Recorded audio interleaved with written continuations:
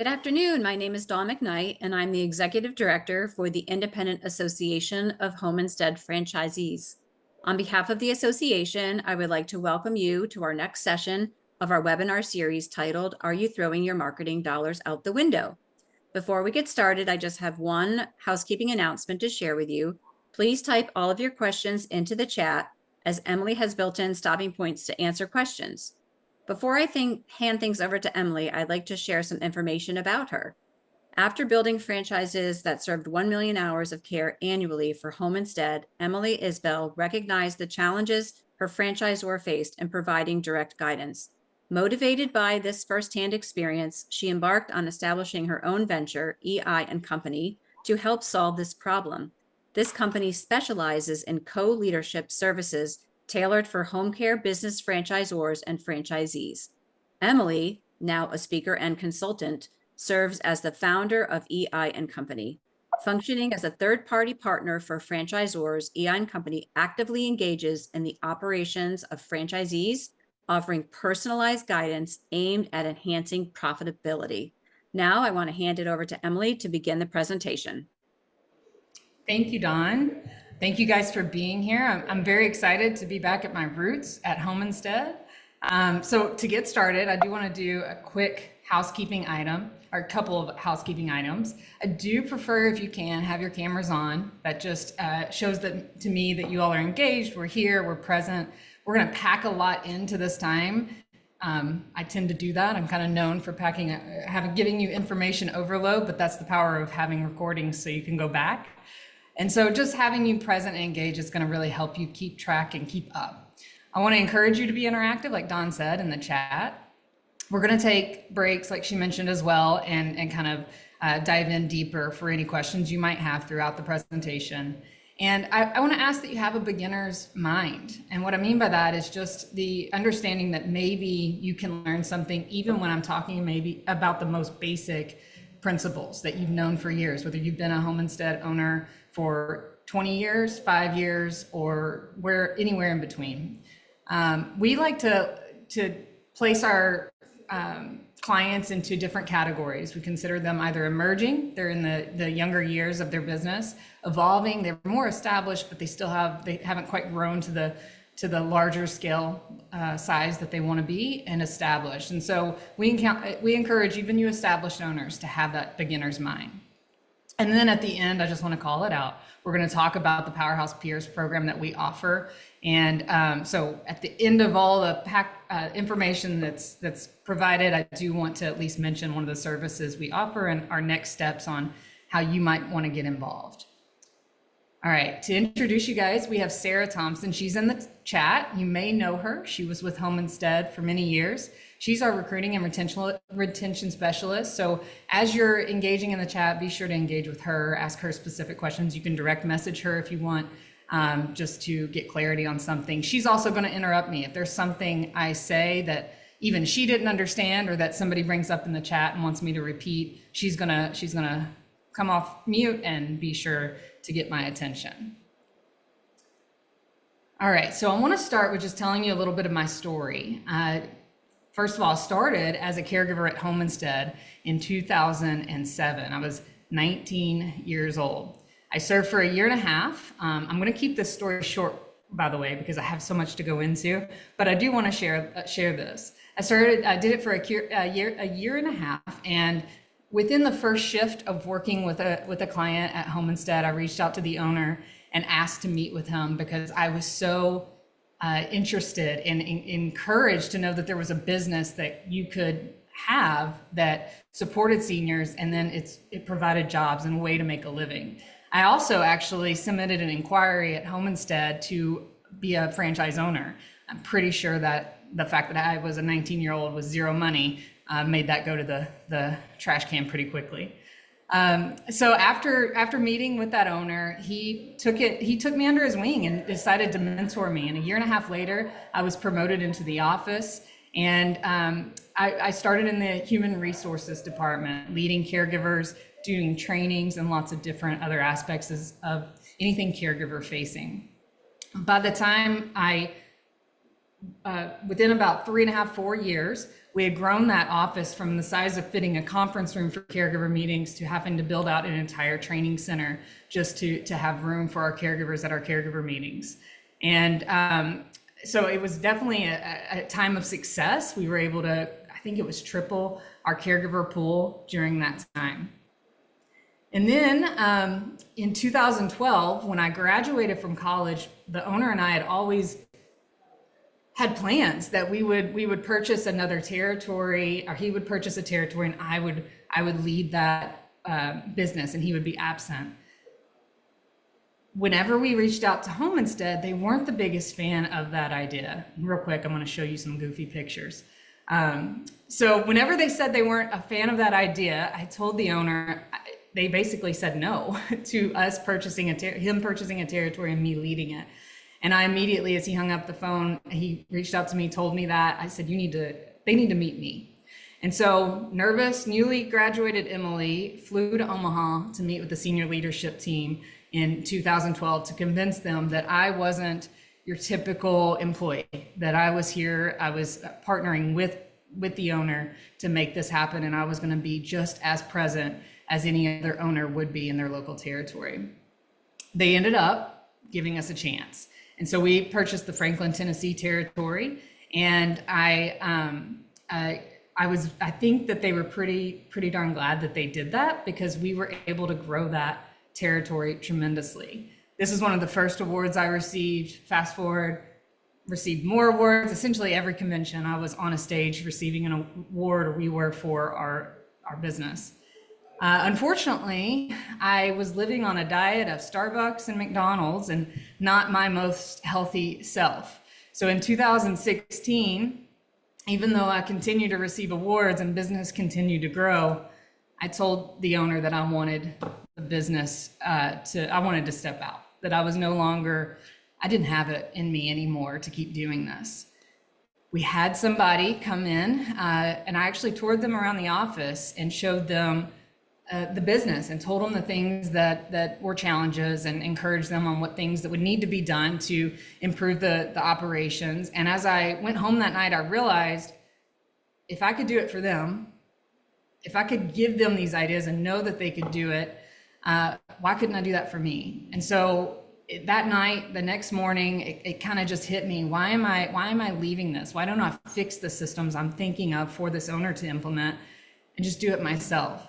And so it is one of those moments where a light bulb goes off, and the next day we said, never mind, which in the sale process is never popular when you have somebody who's very interested in buying. So it was a tough conversation, but nonetheless, it was the best decision I made, because that was in 2016. And then fast forward, after 2016, we got to the point where there were 7 locations underneath our umbrella of services, or our umbrella of franchises. And so this shows a little bit of a trajectory on what the results we had in place. And the reason I bring all this up is because what I'm teaching today and what we're going to talk about today is systems and structures that you can duplicate, that it is a rinse and repeat when you want to scale and when you want to train new team members on certain processes. I really want you guys to leave here with streamlined ways to make sure that this is easier for you, and that you can know and trust your business is being executed the way that you would want it executed. So now we get to today. So my why do I do what I'm doing now? In 2020, COVID happened. We all were there and experienced the challenges of that, wondering if we would be essential. That's actually, I didn't leave Home Instead because of COVID in the way that most people left things because of COVID. I actually realized I was thankful that we had jobs and work available, and actually empowered my team to be grateful. We actually grew quite a bit from March until the time that I left, which was October of 2020. What actually happened was more personal. I had always told the owner that I wanted to be an entrepreneur. He knew that. We understood that. When I met with him at early age, maybe like 20, 21, I told him that you've got me until I'm 45.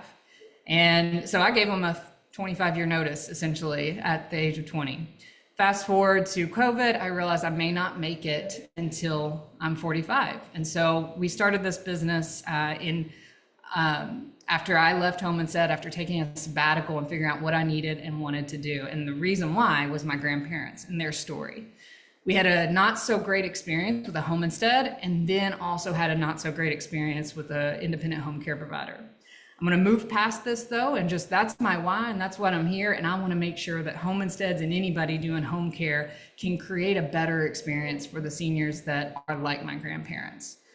So the goals of this presentation. By the end, the goal will be that you have organizational systems in place or the capability to put them in place to capture every lead, to provide you with best practices to teach your team that will provide the caller confidence in your services. Keyword there is confidence. And then by the end of this, you're going to receive a lost revenue report tool that Matt Hurley developed that showcases the impact of your conversions from the lead to a consultation and what that does on your dollars. Before we dive in, I want to teach a concept called subtle accountabilities. I talk about it a lot with clients. It's the idea that you put structures in place to hold you or yourself accountable that are more obscure and less confrontational, but they ensure completion. So it's not an accountability of, it's the less harsh accountabilities. It's not confrontational. So there's a key part of systems and structures that do that is a subtle accountability, and we'll dive deeper into that. In a personal scenario, wanting to eat more, if you're wanting to eat healthier and maybe you're wanting to eat more fruit, a subtle accountability to yourself would be putting the apples or oranges on the kitchen table where you walk by it every day versus tucked away in the fridge in a drawer. So that's an example of like a subtle accountability. All right, so organizational systems to capture every lead. You want to start with developing data tracking and make sure you start there. I believe that many of you are already having some source of data tracking using Salesforce and making sure you have this. So this is a beginner's mind spot. You probably are here, but maybe not. And maybe you just at least need to look at what you are keeping track of. Then we'll dive into the hierarchy system that you can apply or the expert callback system, and then how to handle after hours for people wanting services. So looking next, I'm going to show you the lost revenue report. This is just a screenshot snippet of the lost revenue report and a sample. So it's showing here the number of inquiries in a given time period is 30, number of assessments scheduled, to use WellSky terms, but care consultation is maybe what you use, and then how many were completed and how many closed. And so keeping track of those inquiries and having that data, knowing where they came from so you can give credit to your RPNs, all of those are examples of data. This is just a quick snapshot to show you that lost revenue report. So in the chat, if you don't mind, could you send some KPIs that you tend to track when it comes to service inquiries and closing service inquiries? Do you think can you share just the basics or even some that you think are more unique? Take a minute to think.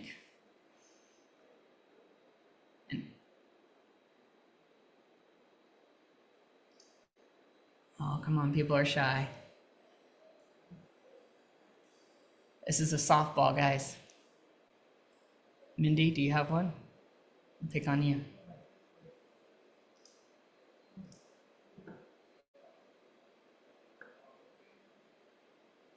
Closed, lost, and reason why. Very good. All right. So develop data tracking just to keep going. I always say, or often say, I think data over dopamine.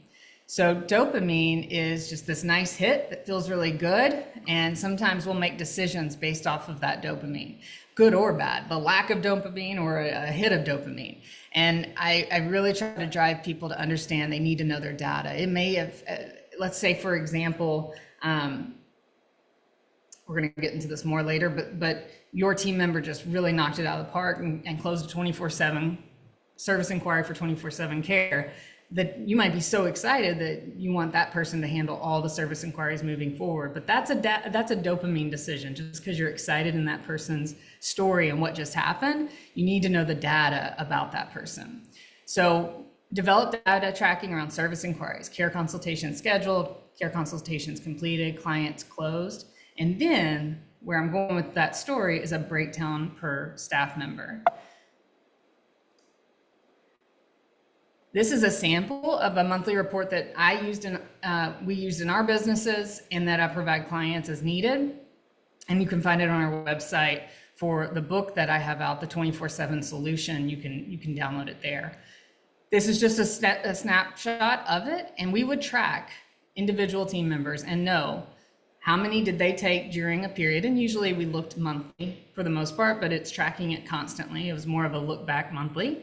And then how many did they set up and what is their percentage? We put it in a spreadsheet. We did some manual entry. I know Salesforce can probably do some of this for you too. So the point is though, we knew individual staff members' success rates. We called it non-program service inquiries in case that throws you off, just because we had some VA work and very minimal Medicaid work, but we were talking only our private pay. Another thing that we did as just a deeper dive, so this is more on the emerging and evolving side. On a more established side, we also tracked the results of potential to recommendation to outcome. So potential was evaluated during the call. If I'm on the phone, I'm talking to someone, I'm thinking based off what they've told me, they probably want 5 days a week care while they're at work for their mom, and they probably only need 6 hours a day. So the potential is 5 times 6, 30 hours. Whenever, and then we would track, once we went to the home, we closed that consultation or closed that service inquiry into a consultation, then we would recommend what we thought it should be. So if we're in the home and we're realizing 6 hours isn't going to cut it, she doesn't need to be alone at all. We need to be there before you leave for work, and we need to be there before, after you get home. Our recommendation might be 9 hours. Now they don't have to accept that. And so then that's where we get to the outcome. And they say, no, let's just start with 6. And so you go back to that. That was some deep dive tracking that you can do and that we did towards our latter years to really make sure we were optimizing the results. So I didn't say it before when I talked about best practices. As you see these little blue ribbons on the left-hand side, these are best practices. And so it's just calling out some of them. And so I just want to point that out, and we will recap that towards the end of this section.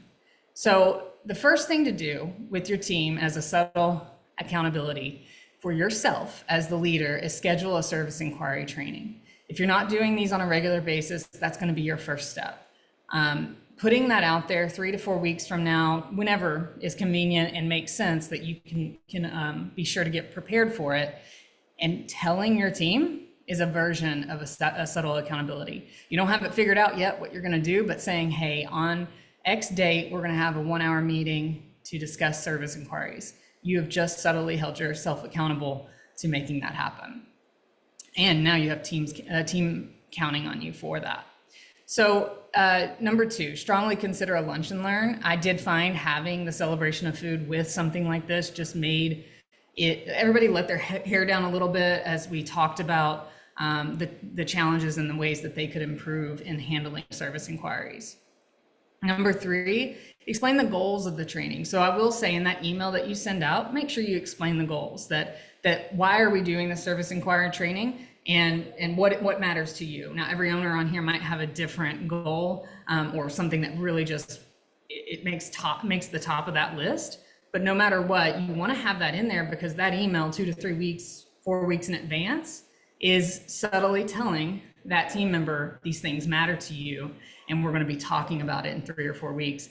And naturally, they're going to start stepping up their game a little bit because they know that's a goal that matters to you. So another example of a subtle accountability. Number 4, begin to prepare the agenda to include what I just said, why this training matters, importance of the first 5 seconds of a caller's journey, expectations of the system you are implementing. We're about to talk about those systems that you can consider implementing in your business, whether it's a hierarchy or a callback process. Importance of data tracking and the evaluation period. So data over dopamine, the fact that we're going to try something and stick to it for at least a certain period of time before we change anything and look at the data and what it tells us. Introduce a calendar of scheduled ongoing service inquiry trainings. This is a best practice. and a further subtle accountability. It's something it holds you to, where you're going to listen to recorded calls, review data, potentially. These are all ideas that you can consider on how you would handle future service inquiry trainings.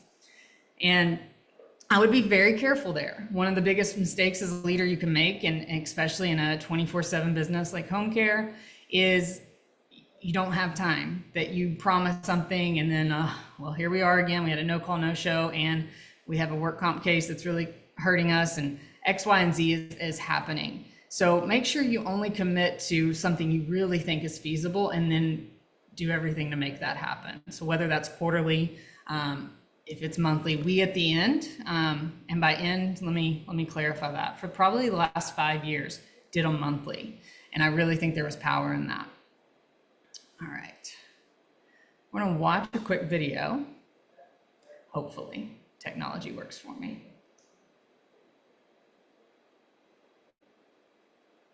Dad, can I have some ice cream? No, buddy, it's almost time for bed.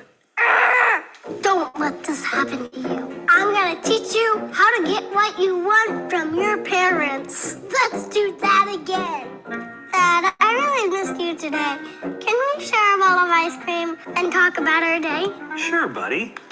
Yes. You gotta figure out what's important to your parents. For Dad, it's quality time. And for Mom, it's something else. Mom, can I play my video game? Honey, you already played your video game today. Let's do that again. Mama, can I do that for you so you can take a nap? That is so sweet of you.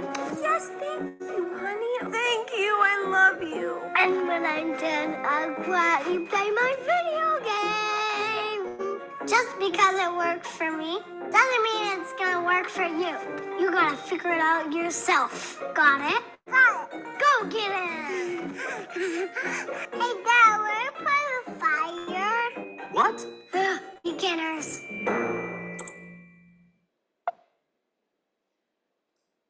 All right, so I played that video because I want you to think about your team members. And when it comes to the hierarchy system, this navigates the challenge of having the wrong people take these calls too frequently. And I often say your A+ team member may be your C- closer. So you may have an incredible team member, but when it comes to actually having these calls with potential family members and clients, they may not be very good at closing. And so they may be the person, the one that's playing with fire, as an example. So what is the data telling you? If you do already have the monthly, the breakdown, and you can find that in Salesforce and have access to it, look at it. See who is doing the best job of converting this. And that's who's going to be your number one.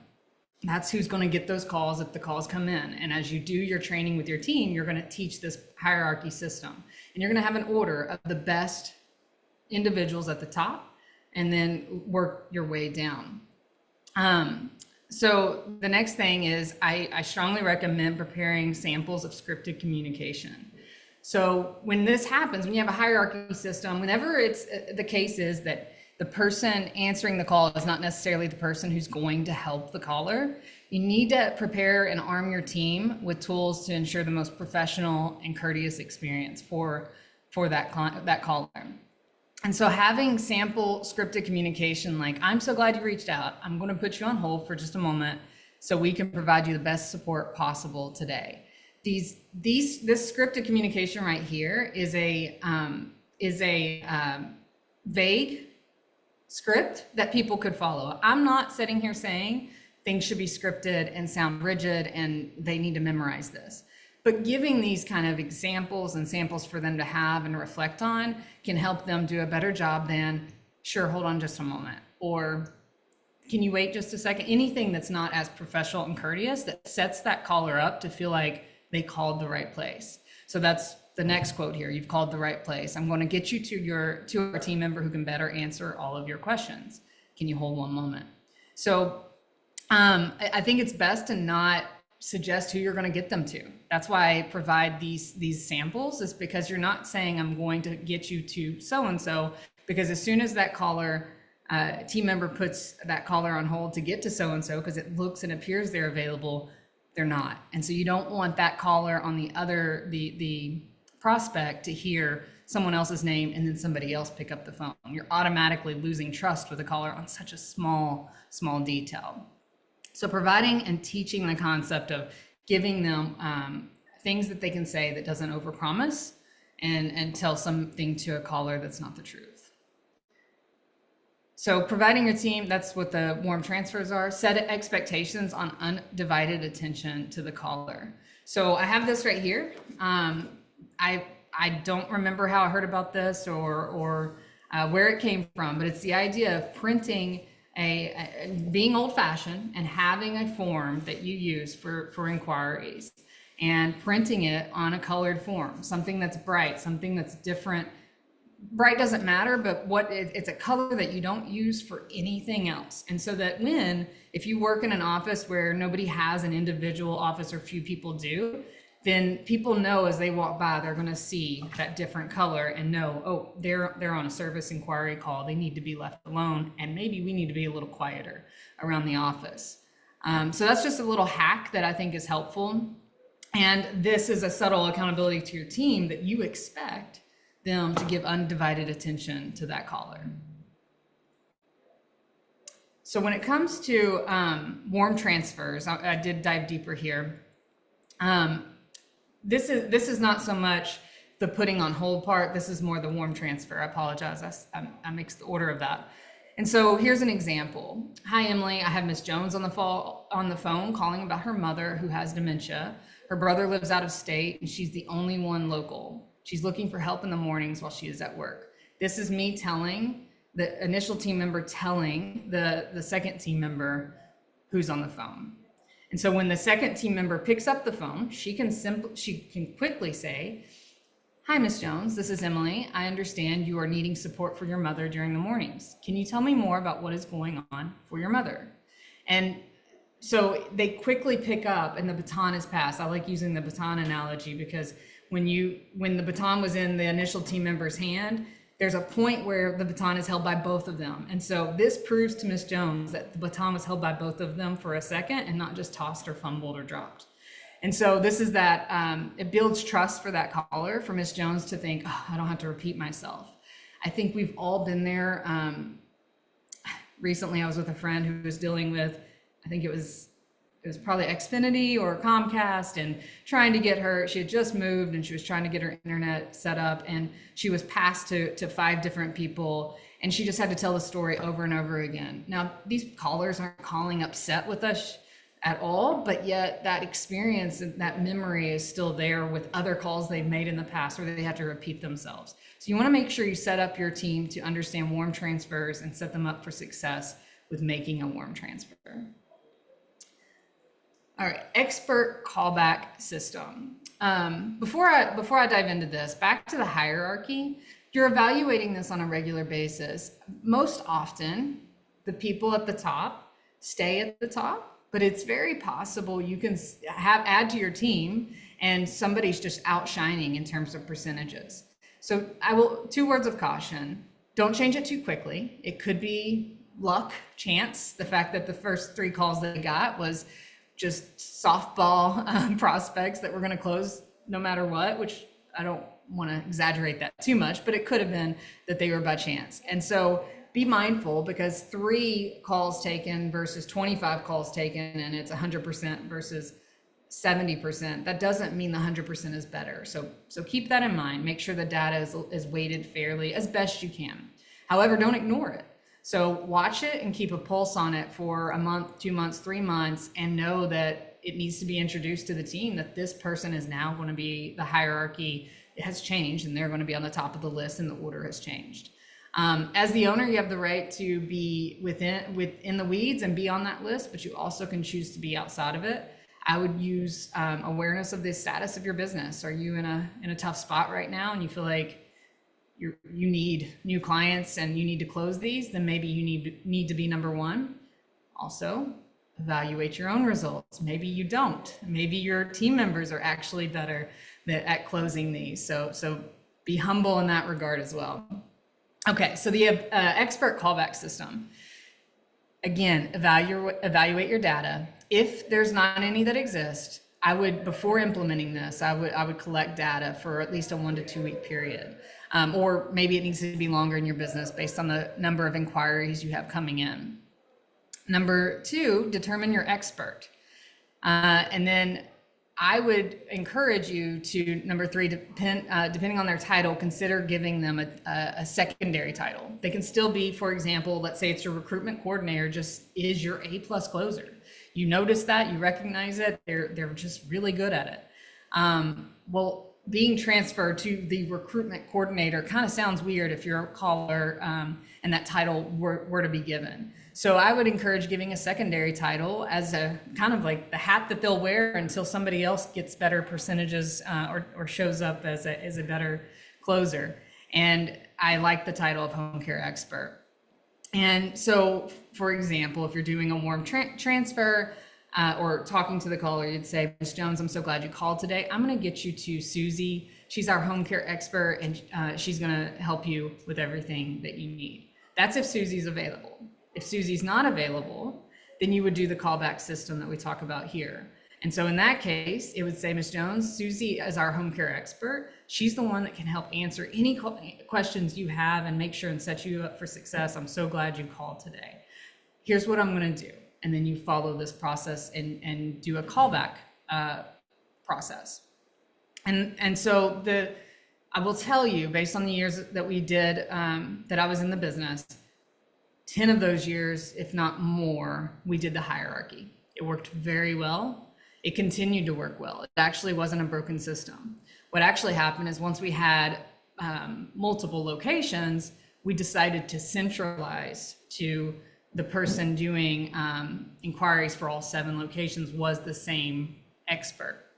It actually started with us doing it with the few offices that I led directly, that I actually was in the business day to day. And then we expanded to all locations. And so that's where this came from, but it can work in an individual office too. So I'm not saying either system is better than the other. You need to evaluate your business and kind of really look at what you think works the best. The hierarchy, if you have a small number of team members, may not be as good, whereas a callback where you can name the person and give a time frame of when they'll call back may be better. The risks you run with the callback is the obvious one, that they were interested, called your competitor, and now they're no longer interested and you lost a hot lead.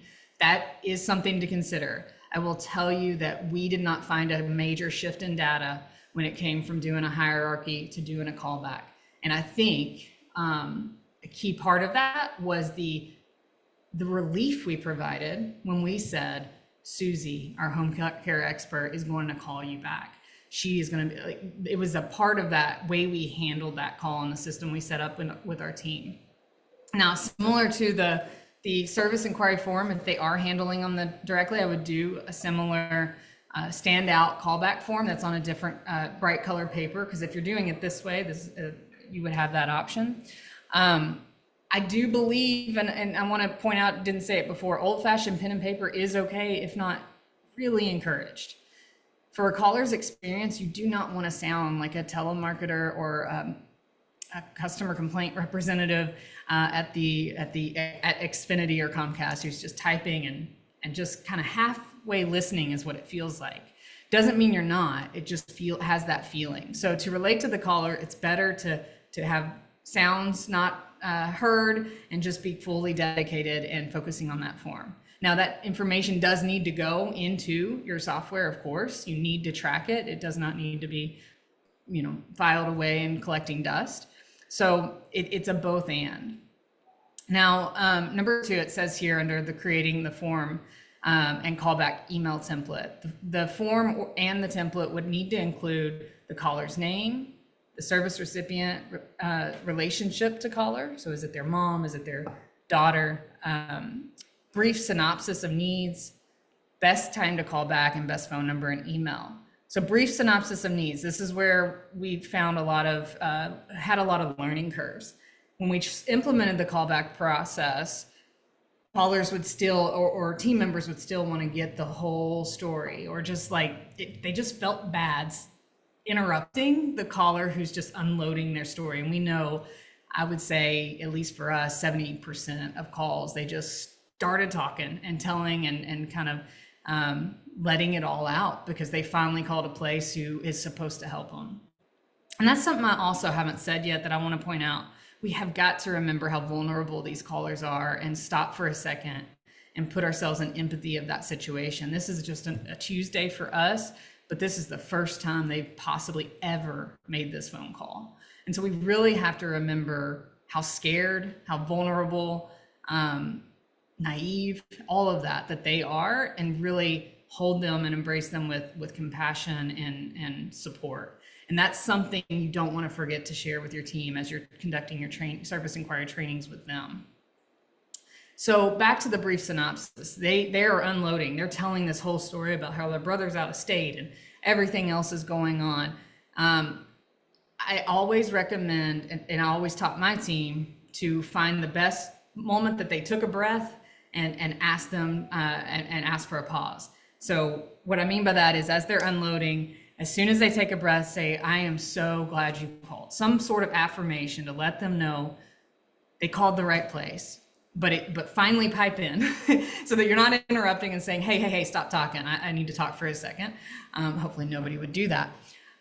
So finding a way to give them encouragement, but then taking back the lead of the conversation.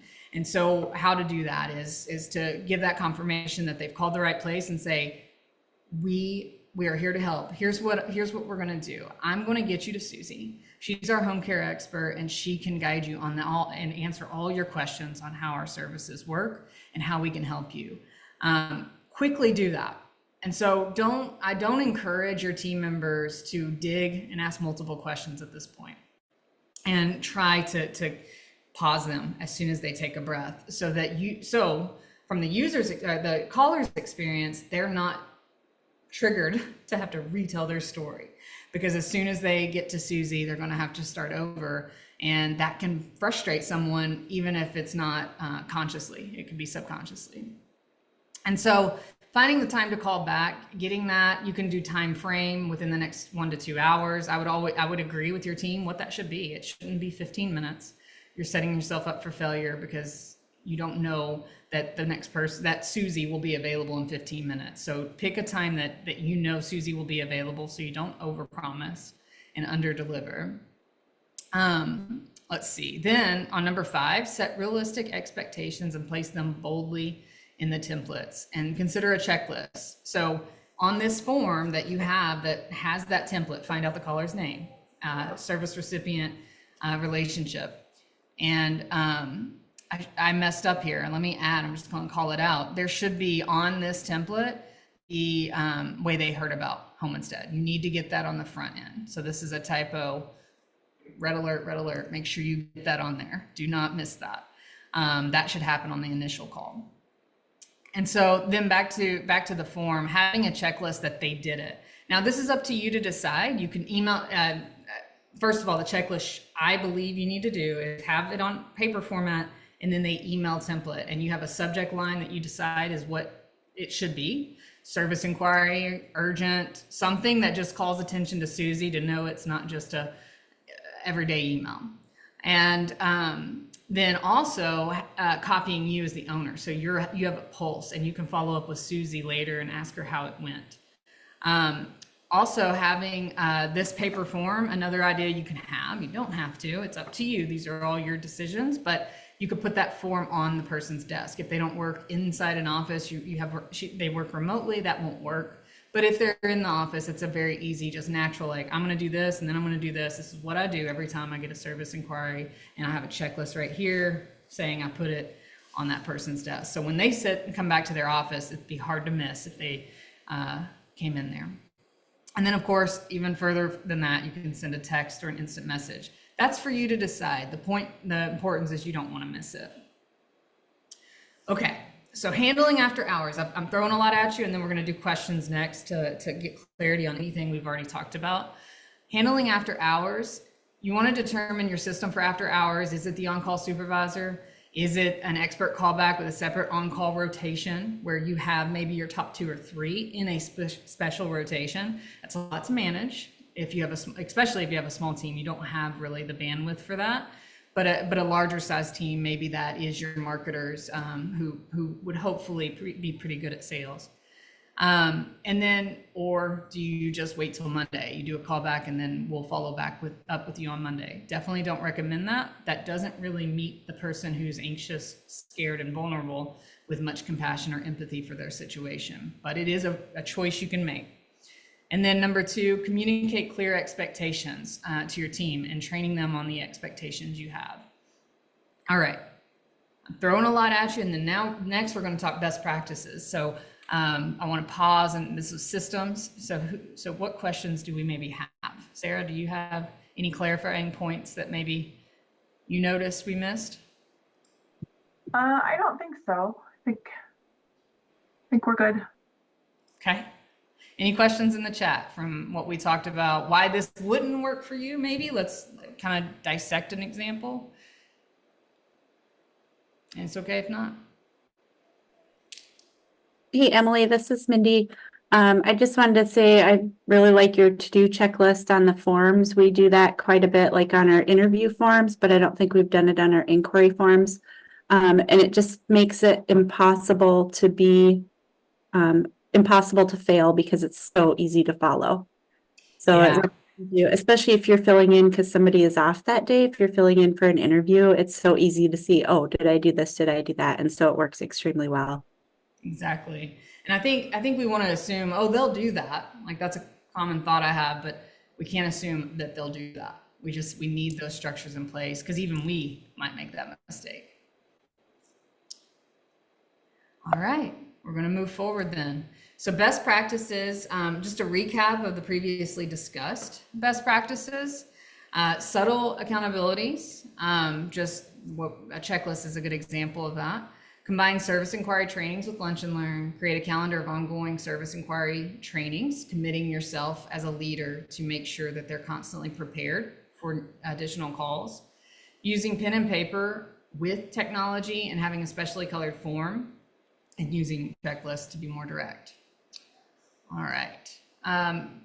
Best practices for providing the caller confidence in your ability to care. So make sure you have a phone system set up for success. We'll dive here in just a second to that more, both for your daytime hours and then your after hours system. Follow the sales process. This has been around for a while at Home Instead, making sure you actually follow that. And we're going to dive deeper into that. Number 3, create a clear expectation on setting up consultations. Does your team member have autonomy to choose? Do they have access to the calendar? Are they going to schedule something and then they're going to have to be called and rescheduled?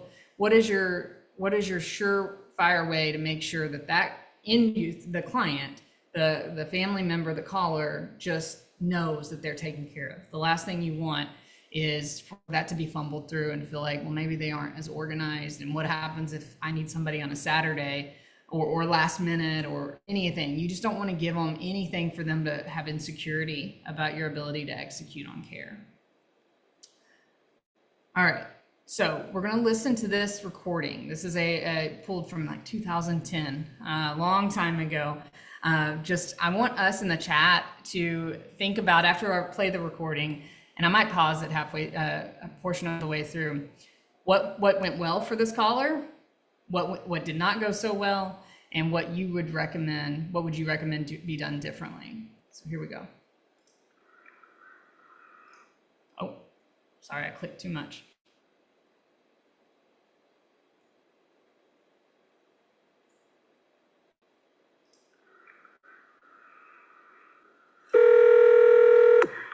Home Instead Senior Care, this is Kelly. May I help you? Yes, I wanted to find out how much your services cost. Sure. May I ask who's calling? Sarah Sweeney. Thank you. A moment.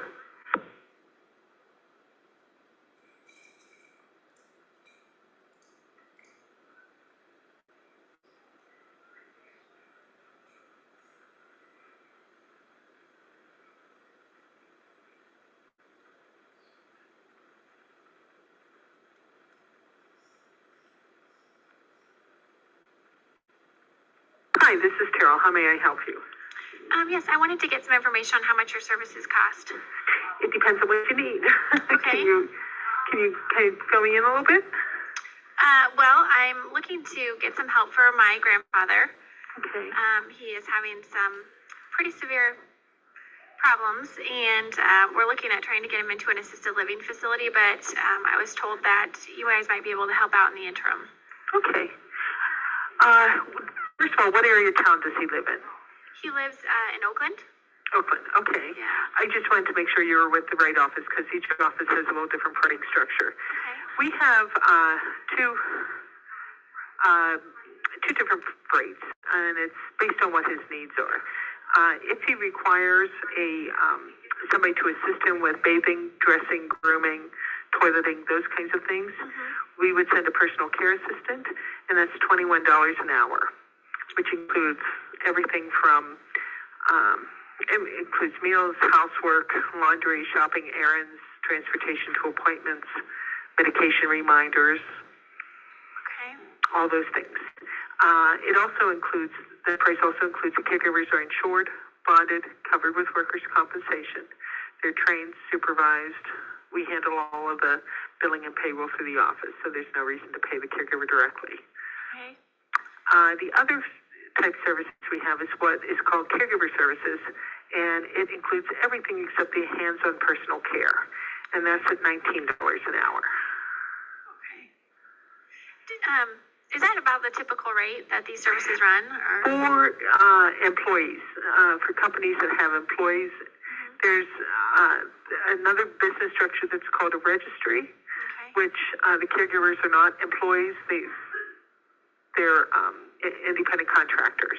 Okay. They're a little less. You have to pay the employee weekly. You have to pay the agency a fee, kind of a finder's fee. And then you have to look at your homeowner's insurance to make sure it covers independent contractors. You have to file tax forms and social security forms and things like that. Oh, goodness. Okay. But that's, they can do that for around $16 an hour. Typically those run about that rate. Okay. And then there's independent contractors, which you may be able to get a list of those from the hospital social service department. Okay. Gotcha. And the same thing would apply with the registry. They're not insured or bonded, so you have to make sure the homeowner's insurance or renter's insurance, whatever your grandfather does, covers independent contractors, and then you're responsible for the taxes and social security filing those forms. Gotcha. Okay. So those are the three, in the non-medical realm of things. Okay. Those are the three business models. Independent contractors go for about $12 an hour. So 12, 16, 20 kind of range depending on what he can afford in the business model and what's associated with the home. Gotcha. Okay. Well, definitely price is a concern, so I'll have to. Let me ask, is he a veteran? No, he's not. Okay. Also, have you talked to the Area Agency on Aging? No, I haven't. Is that something that might be able to help us out, or? Exactly. Okay. You said it was the Agency on Aging? Yeah, it's called the AAA, not to be confused with the travel service. Okay. But Allegheny County Area Agency on Aging is the full name. Okay. They have two programs which would cover the services that I think you're looking for. One is called... All right, I'm gonna keep going. So really quickly, with the size of the group, I'm fine with us going off mic. If somebody wants to pipe in and just say, can we think of one thing she did do well? There are things she did well, guys. Be kind. Yeah. This is Mindy. I think trying to hook them up with resources that might help cover the cost of care, like the VA and the ADRC, is a good thing because a lot of families don't have any idea that might be available to them. And where I'll go with that is say, the core of that person's being, she wanted to help. She wanted to, right? So that's definitely, she cared about this person enough to take that time. Okay. Mindy, you put a lot of thoughts in the chat on not so well. Somebody just said she established herself as a home care expert. for sure that that person knows that there's a place to call now and get connected to other places. Not so well is the order, and that's what we're about to talk about. We're going to talk about the sales process and really dive into that and how I taught our team members to make sure we handle these calls well. And so first and foremost, it's needs discovery. I always told callers when they would call, just because I wanted to acknowledge that it sounded kind of bland, I would say, first, I'm going to get a handful of a little bit of information in case we get disconnected, and just to make sure that you've called the right place. And so I would get their name, their loved one's name, how they heard about us, phone number, and email. Also, key part that I didn't put on here that I always made sure I taught my team as their location. We wanted to make sure they were in our territory. So adding that in there as well. Pretty boring, not exciting for that caller, especially if they almost just cried to you before that. But it's important and vital, and I would teach that, because there's not, you can add it at the end, but we taught it on the front end because that's data that you can use no matter what happens next. So we really wanted it on the front end, while I know it can be taught to do it at the very end. Then under needs discovery, after you got the basic information out of the way, is diving into open-ended questions. And it's funny because we call it an open-ended question. It's more of a statement of tell me more. It's not, there's no question mark at the end, but it is a very strong open-ended question to start with. And so they likely have already told either the initial call or the team member they spoke to at first, or that you have a synopsis on the callback form. You have some sort of brief idea of what's going on. But I always like to point out and say, I understand your mom has dementia and that you're looking for care while you're at work. Can you tell me more about what's going on for your mother? So you acknowledged it a little bit, but then you gave yourself opened the door to the possibility that she already said something, but you want them to recap it. And so you don't have that tie back to that customer service experience where they feel like they've told their story 5 times. And so in the open-ended questions portion, another good question is, what does a typical week look like? And then one of the key questions I always taught my team members to always ask is, after you get through that, you always ask the caller, what are the biggest challenges for them? Never forgetting that caller.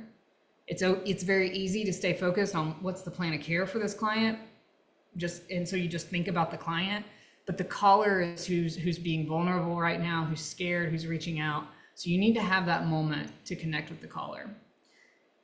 Now, I would teach my team, how do you know that you're ready to move on to the next step? And that's what that arrow there is on the right. You need to make sure you follow that flow. It should be a cadence and a flow that goes through 1, 2, and 3.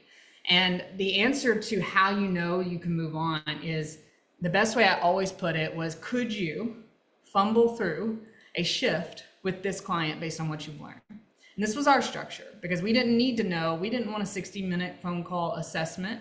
You might have a difference of opinion, and that is okay. But our goal was to get enough to know that we could close a consultation and be in the home, because we knew once we got in the home, we're face to face, we can dive deeper and really build trust there. So building enough trust to know. And the way to do that is, could I, if some worst case scenario happened and I had to just head over right now to take care of that caller's mom, could I fumble through it? Would I make sure that they got their medicine, their breakfast? Not know the lockbox code to the medicine necessarily, but know that they need medicines, as an example. So once you feel like you could do that and have a general idea of the week or the day, then we could go into the solution section. And so with providing a solution, and I want to show you on the next clip art. So basic is kind of how we outlined our form, basic at the top with those questions there. Open-ended questions really would just put some suggestions like, tell me more, and then of course a section with what is your biggest challenge, and just space for people to fill that out. This is chicken scratch. It's just to help them with the caller and be undivided. And then under provide solutions, we would put columns between features and benefits. And so a feature, I do want to challenge you guys in the chat. Somebody share, what is a feature of our services?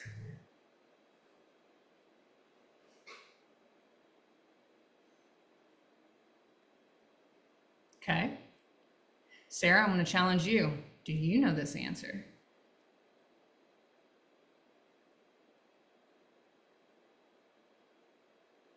Okay, Brett.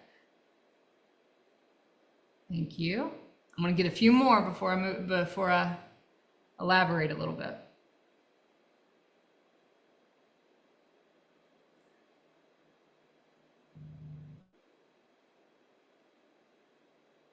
Oh, okay. All right. Well, so, there we go.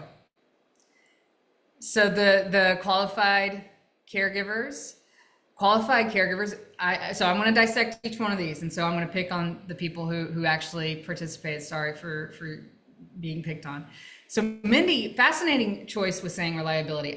That's kind of a gray in the middle for me on whether it's a feature or benefit. So you stumped me there, and I'm going to move on because I'm not sure where to put that one.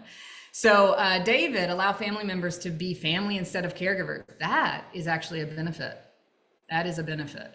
So the feature there would be maybe Brett's example, 24/7 office support allows families to be family instead of caregivers, as an example. Peace of mind, that's going to be a benefit. Qualified caregivers, that's a feature.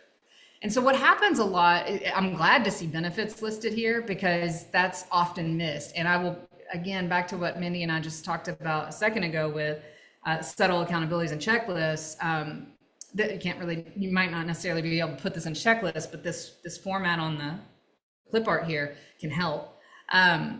We assume our team members think like that, peace of mind and being family instead of caregivers.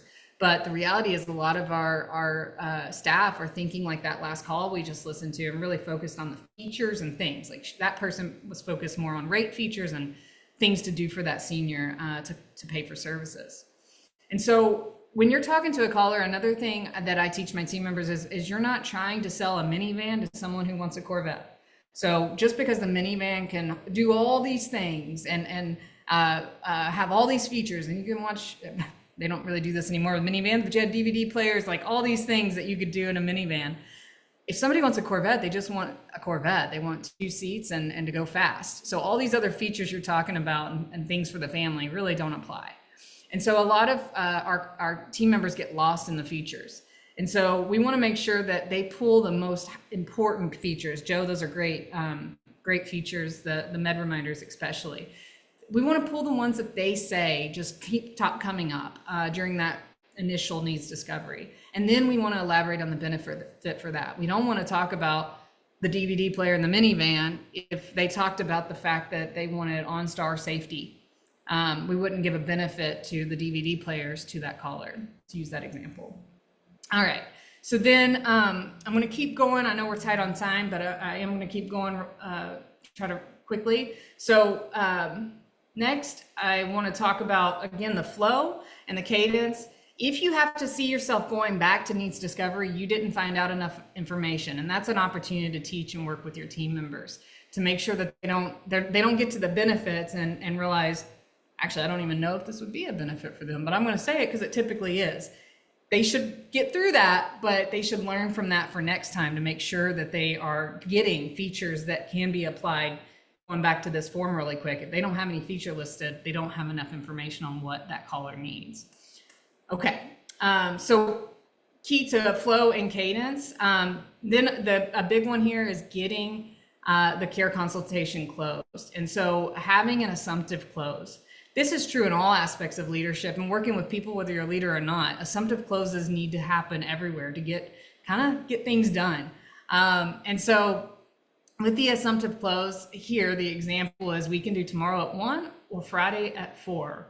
Which one works better for you? The assumption there is you're going to meet with them because that's the next step. So I don't want to bypass too much. I want to go back really quick to provide a solution. The way that we did this and the way that I taught it is when it got to provide solution, I would say I want you to know we're very familiar with your situation.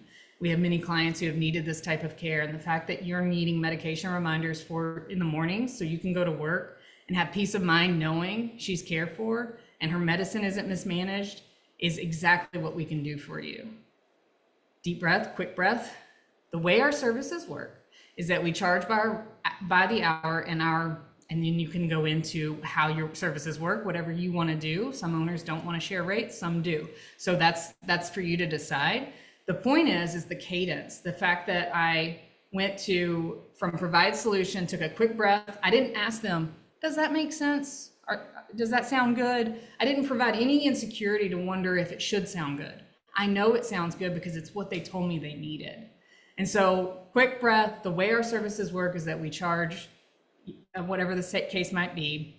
And then another quick breath and say, the next step is to schedule a care consultation where we will come to the house and complete a detailed plan of care. And then we jump to that. We can do tomorrow at 1 or Friday at 4 and so on. So you're just walking this person confidently into next steps and knowing that your service makes sense for them, that they don't have to worry. They've called the right place.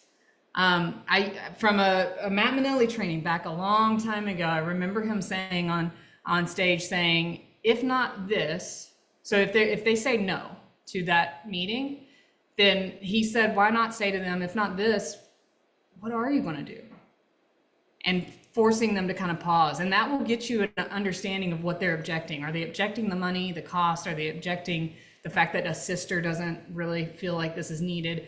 I never used that. I want to be fully transparent. I never did. It didn't feel natural for me to say, but it did make me think differently because it made me realize, like, truly, if not this, what are they going to do? And be able to think about how to overcome the objections. All right. Quick questions before we wrap up.